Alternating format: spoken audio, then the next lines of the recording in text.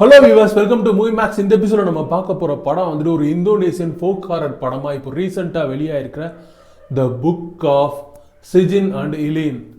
So இது என்ன book of Sijjin and Illiyin அப்படின்னு கேட்டிங்கன்னா, குரானில் இதை பற்றி டிஸ்கிரைப் பண்ணியிருக்காங்க. A record of deeds for the wicked and ரைட்டியஸ்ன்னு சொல்லலாம். ஸோ ஆஃப்டர் டெத் அவங்களோட சவுல்ஸ், அதாவது நல்லது பண்ணியிருந்தாங்கன்னா சரி, கெட்டது பண்ணியிருந்தாங்களும் சரி, அவங்களோட சவுல்ஸ் எல்லாம் எங்கே பிளேஸ் பண்ணுறது, அதாவது ஹெல் அதாவது சொர்க்கமா இல்லை நரகமா, ஸோ அப்படின்றத குறிக்கக்கூடிய ஒரு விஷயந்தான். இந்த படத்தோட opening சீன்லேயே when a family dinner turns into a trip to hell அப்படின்னு தான் சொல்லணும். அந்த டின்னரில் 3 பேர் இருக்காங்க. அவங்க யுலி, அவங்க அப்பா, அம்மா 3 பேர். ஸோ அவங்க அம்மா என்ன பண்ணுறாங்க, சாப்பிட்டுட்டு இருக்கலே எனக்கு உடம்பு வந்து கூலிங் ஆக ஆரம்பிக்குது அப்படின்னு சொல்லி பியர்டாக பிஹேவ் பண்ணுறாங்க. அவங்களோட உடம்புலேருந்து நெயில்ஸ் ஆணி மாதிரி வருது, ஐபால்ஸ்லேருந்து வருது. ஸோ அங்கே என்னமோ ஒன்று நடக்குது அப்படின்னு. என்ன நடக்குதுன்னு அவங்க அப்பாவுக்கு புரியல. டக்குன்னு இந்த பொண்ணை கூட்டிகிட்டு போய் ஒரு ரூமில் லாக் பண்ணிவிட்டு, நான் வந்து கதவை திறந்தா நீ வெளியில் வந்தால் போதும் அப்படின்னு சொல்லிட்டு அங்கேருந்து வெளியில் வர்றாரு. அப்படி அவர் வந்ததுமே அங்கே என்னமோ ஒரு விஷயம் பயங்கரமாக நடக்குது அப்படின்னு அந்த பொண்ணு ஃபீல் பண்ணுது. ஸோ அந்த பயத்திலே உறைஞ்சி தூங்கிடுது அந்த ரூம்லேயே.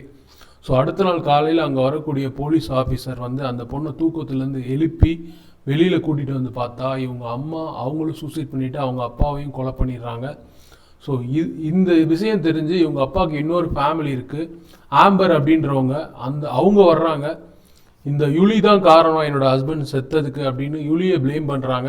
ஸோ இதுக்கப்புறம் வேறு வழி இல்லாமல் யுலியை அவங்க ஃபேமிலிக்கூட கூட்டிகிட்டு போயிடுறாங்க. ஏன்னா இந்த பொண்ணை பார்த்துக்க ஆள் இல்லாதனால.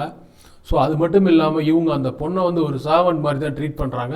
அவங்களுக்கு லாரா அப்படின்ற அந்த பொண்ணு இருக்குல்ல, அந்த பொண்ணை வந்து சூப்பர், தன்னோட குழந்தை இல்லை அதனால நல்லா பார்த்துக்கிறாங்க. இந்த பொண்ணை வந்து ரொம்ப எப்போ பார்த்தாலும் அப்யூசிவான வேர்ட்ஸ் வச்சு திட்டுறது, ஸோ எல்லோரும் முன்னாடி வந்து அசிங்கப்படுத்துறது, இது மாதிரி தான் இந்த பொண்ணோட லைஃப் வந்து ஒரு ஹெல் மாதிரி தான் இருக்குது.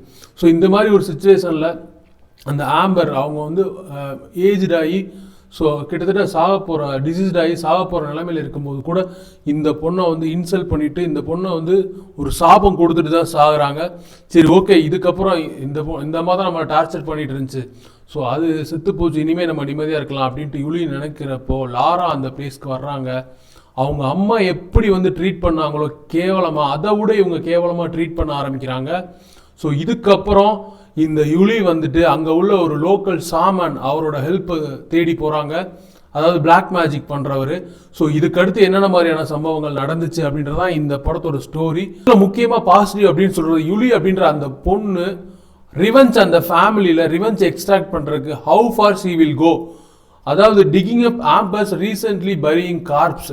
ஸோ அந்த கிரேவ்லேருந்து அந்த பாடியை எடுத்துகிட்டு வந்து வச்சு 40 டேஸுக்குள்ளே ஸோ அவள் அந்த ஃப்ளஷை கட் பண்ணி ஒரு பேப்பரில் அந்த நேமை எழுதி உள்ளே வச்சு திருப்பி ஸ்டிச் பண்ணணும். அப்போ தான் வந்து அந்த டெத் கர்ஸை வந்து அவங்க உள்ள ஒவ்வொரு மெம்பர்ஸ் மேலேயும் இவ த்ரோ பண்ண முடியும் அப்படின்ற அந்த சீக்வன்ஸ் ரொம்ப நல்லாவே இருந்தது. இந்தோனேசியன் படங்கள்லாம் இதெல்லாம் இருக்குங்க.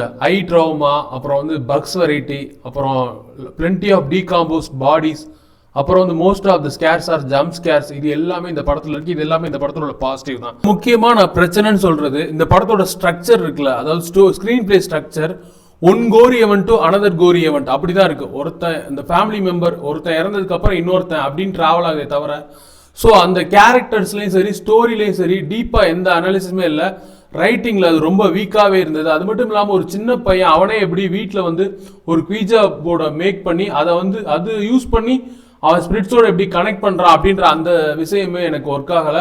அது மட்டும் இல்லாமல் ஜம்ப் ஸ்கேர்ஸுமே சரி ஒரு சில இடங்கள் எனக்கு ஒர்க் ஆகலை. ஸோ ரிப்பீட் ஆன மாதிரியான ஒரு ஃபீல் இருந்தது. சரி, ஓகே, ஒட்டுமொத்தமாக இந்த படம் ஜென்ரல் ஆடியன்ஸ்க்கு எப்படி அப்படின்னு கேட்டிங்கன்னா, ஸோ ஹாரர் படங்கள் பார்ப்போம் அப்படிங்கிறவங்களுக்கு கண்டிப்பாக இந்த படம் பிடிக்க வாய்ப்பு இருக்குது. ஸோ அது மட்டும் இல்லாமல் என்னை பொறுத்தளவு இந்த படம் வந்துட்டு ஒரு ஆவரேஜான ஒரு படம் தான். ஸோ தேங்க்ஸ் ஃபார் வாட்சிங், சப்ஸ்கிரைப் அவர் சேனல்.